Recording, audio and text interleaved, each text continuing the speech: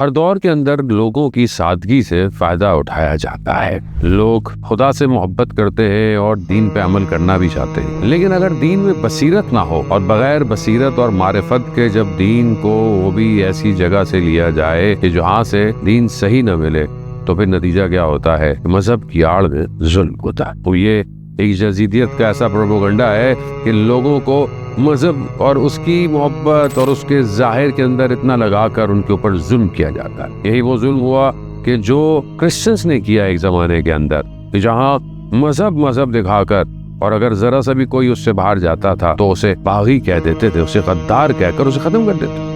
آج بھی آپ کے سامنے دنیا میں یہی ہو رہا ہے، جہاں بھی وہ فینیٹک مذہبی لوگ ہیں، جب ان کو بات سمجھ میں نہیں آتی ہے تو اگلے پر کوئی نہ کوئی الزام تراشی لگا کر اس کو قتل کر دیا جاتا ہے، اس کو آئسولیٹ کر دیا جاتا ہے۔ خب یہی پروپیگنڈا 61 ہجری اور اس کے بعد بھی جاری رہا۔ مذہب اور مذہب کا نام لے کر لوگوں کو دبایا گیا، لوگوں کی حقیقی آواز کو اٹھنے نہ دیا۔ مگر امام حسین نے کربلا میں وہ کام کیا کہ جو اسی جگہ سے جہاں پر ظاہر میں مسلمان ہیں، نمازی ہیں، پرہیز ظاہری دکھاتے ہیں کہ روزے بھی رکھتے ہیں، حافظ قرآن بھی ہیں، مگر انہی کے وجود کے اندر سے اصل مذہب کی روح کو پیش کیا اور ان سب کو بے نقاب کر دیا۔ اگر یوں کہا جائے کہ کربلا میں 6 مہینے کے بچے نے وقت کے جزید کا نقاب اکھاڑ پھینکا تو یہ بات کم نہیں ہوگی۔